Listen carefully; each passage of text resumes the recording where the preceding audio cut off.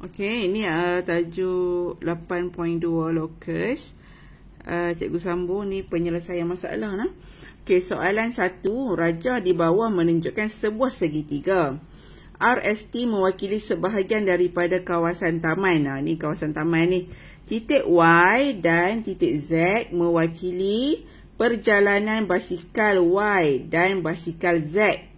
Okey, pada raja lukiskan lokus bagi basikal Y yang sentiasa bergerak 2 cm dari titik R. Okey, bila dia kata dari titik R, maksudnya kita kena tahu dalam kepala kita dia dari satu titik. Bila dari satu titik, lokusnya adalah bulatan.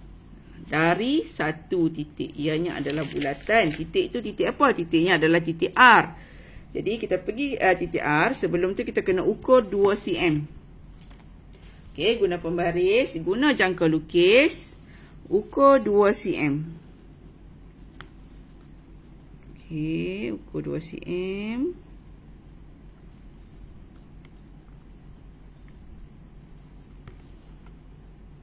Tengok ni 2 cm. Okey. Dari titik R, maka letak kita punya yang tajam jangka lukis kamu ni dekat titik R. Okay, sebab ianya R ni akan jadi pusat bulatan.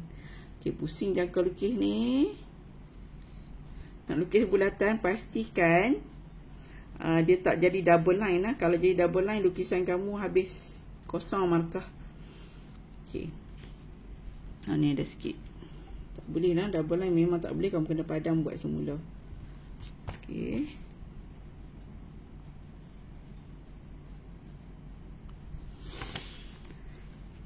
Okey, ini kita panggil dia locus Y.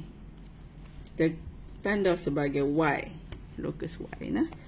Okey, tengok soalan B. Locus bagi basikal Z yang sentiasa bergerak sama jarak dari garis lurus RS dan RT. RS dan RT ianya dari dua garis yang bersilang. Bila dua garis yang bersilang, ianya adalah pembahagi dua sama sudut. Nampak ni? Pembahagi dua sama sudut. Ni. Ya, dua garis yang bersilang. Jadi kita bina pembahagi dua sama sudut. Guna jangka lukis kita. RS. Okey, garisan ni lah. Garisan RS dan juga garisan RT. Jadi pembahagi dua sama sudut tu kat sini lah. Sebab ini tang ni yang bersilang. Okey, letak jangka lukis kat sini. Buat garisan persilangan. Tanda bina persilangan yang pertama. Bina persilangan yang kedua. Okey. Kemudian kita buat persilangan untuk kita bina garisan. Okey, satu atas, satu bawah. Okey, sebelah sini pula. Satu atas, satu bawah. Okey, dapat dua titik yang bersilang tu kita garis. Yang atas ni garis, pergi bawah ni. Okey. Dan soalan seterusnya, ini kita labelkan sebagai locus Z. Okey, soalan seterusnya, tandakan persilangan laluan basikal Y dan basikal Z dengan simbol bulat pangkah. Dekat mana persilangan dia? Ini adalah X, ini adalah Y, ini adalah Z. Jadi kita boleh tanda dekat sini lah yang bersilang.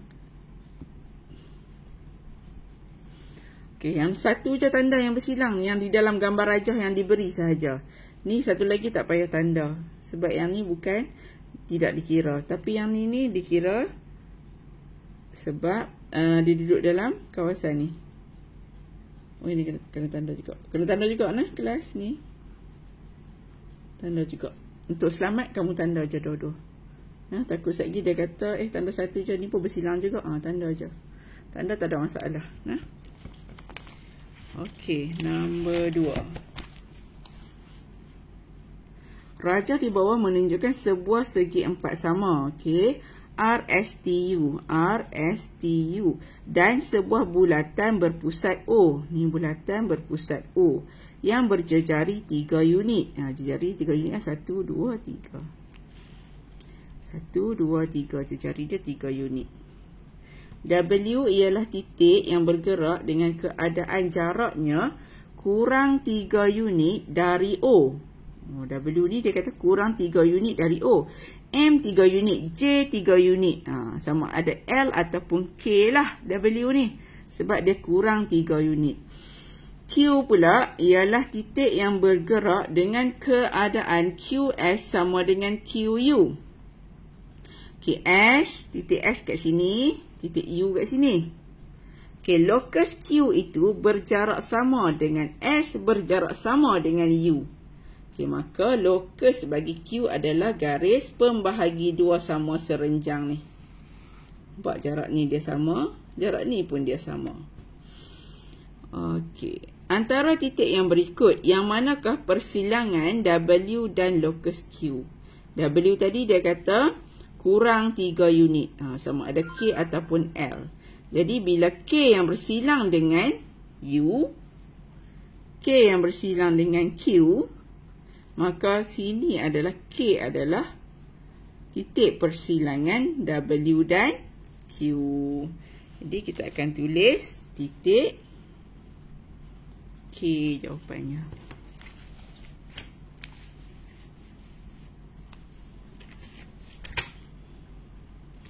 Okay, raja di bawah menunjukkan taman di rumah Puan Lee. Diberi panjang dan lebar taman itu masing-masing ialah 40 meter dan 28 meter. Ni panjang 28. Di taman tersebut terdapat sebuah jalan berbumbung. Ni jalan berbumbung dan pemercik air yang boleh menyiram kawasan sekelilingnya sejauh 12 meter. Kawasan sekeliling. Sekeliling maksudnya keliling dia. Ni dah jadi bulatan dah ni. Kena faham dah. Okey, Puan Lee berhasrat menanam pokok bunga dengan syarat melebihi 6 meter dari sisi jalan berbumbung. Okey, ni jalan berbumbung. Dari sisi dia melebihi 6 meter. Dari sisi dia ni, sisi dia ni. Mana 6 meter? 40 meter ni. Kita baca skala dia lah. Dengan menggunakan skala 1 unit mewakili 2 meter. Dengan menggunakan skala 1 unit mewakili 2 meter, maksudnya satu kotak ni adalah 2 meter nah, satu kotak ni. Okey, lukis lokus yang berkenaan, kemudian tunjukkan kawasan di mana dia boleh menanam pokok bunga tersebut. Okey, yang pertama, lukis yang pertama melebihi 6 meter dari sisi jalan berbumbung. Melebihi 6 meter. Okey, satu ni 2 meter, 2, 4, 6. Okey, kita lukis lokus yang pertama. Okey, 6 duduk kat sini. Lukis lengkok ni. Menunjukkan ni 6 meter. Kemudian belah sini pun 6 meter. Sebab kita tak mahu yang 6 meter tu kan. Kita nak melebihi 6 meter. Jadi kita kena tanda yang 6 meter ni. Okey, kemudian satu lagi sisi dekat atas ni pun 6 meter juga. 3 kotak je lah sebab satu kotak mewakili 2 meter. Okay, kita garis.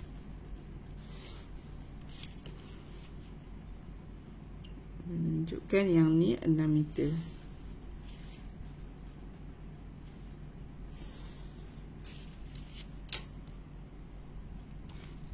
Okay, jadi bila dia nak tanam pokok tu melebihi 12, mana ni? Terdapat sebuah jalan. Okay, ni melebihi 6 meter dari sisi jalan berbumbung. Maksudnya kawasan ni lah. Luah ni. Dia boleh tanam pokok tu. Untuk dalam kawasan ni tak boleh. Untuk dalam kawasan 6 meter ni tak boleh lah. Syarat dia melebihi 6 meter. Okey, syarat yang kedua. Masih mendapat air daripada pemercik air. Masih mendapat air daripada pemercik air. Jadi pemercik air ni sekeliling dia kata 12 meter tadi tu. Syarat dia 12 meter. Jadi 12 meter sama dengan 6 kotak lah. Okey, jadi 6 kotak kita 6 unit tu 1 2 3 4 5 6. Okey, kita ukur dulu 6 kotak untuk kita buat bulatan sebab ianya adalah dari satu titik dari pemercik air ni. Okey, kita lukis.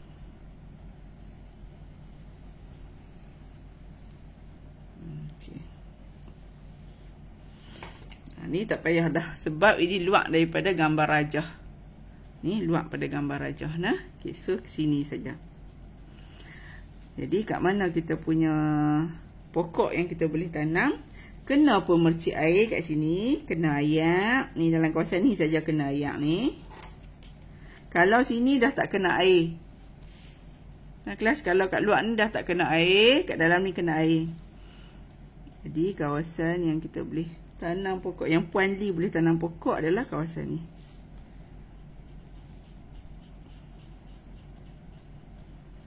Okey, yang melebihi 6 meter dan juga kawasan ni.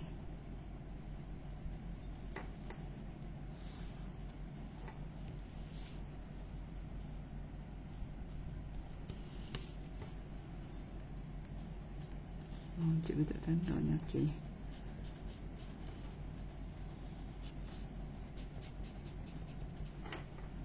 Okey, ini adalah kawasan yang dia boleh tanam, kawasan tanaman.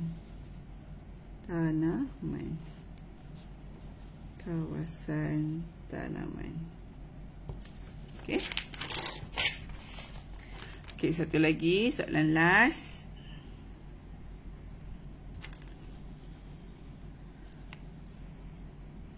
Okey, rajah di bawah menunjukkan pelan bilik Kamala yang berbentuk segi 4 tepat. ABCD.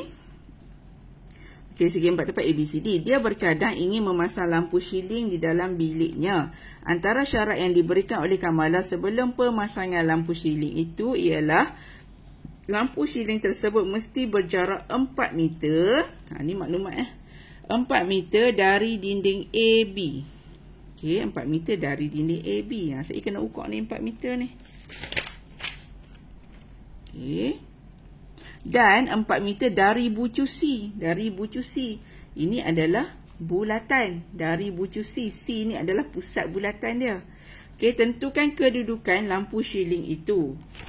Okey, yang pertama ialah dari satu garis. Iaitu garis AB ni 4 meter dia kata. 1 cm mewakili 1 meter. Jadi 4 meter kita kena ukur 4 cm lah.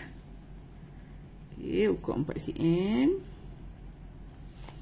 Okey, dari dinding ni 4 cm. So tanda macam ni. Okey, kemudian yang ni pula tanda macam tu. Ambil pembaris garis.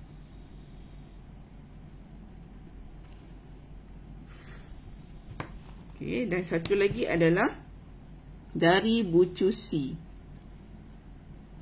Dari bucu C. Berapa cm? Dan 4 meter dari bucu C. Juga 4 meter nah. Okey, ukur 4 meter. Macam tu, 4 meter dari bucu C.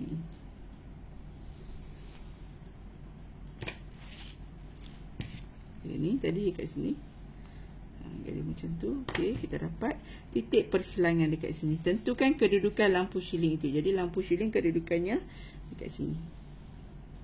Sebab memenuhi kedua-dua syarat ni. 4 meter dari dinding AB dan 4 meter dari bucu C. Okey, kemudian cikgu nak kamu cuba jawab soalan latihan subtopik 8.2 ni. Okey, muka surat 68, 69 sampai 72 nah. Ni kerja kamu sampai 72. Dan kamu turn in dekat cikgu muka surat 71 dan 72 sahaja. Yang lain tu kamu lengkapkan. Okey kelas, Assalamualaikum warahmatullahi wabarakatuh.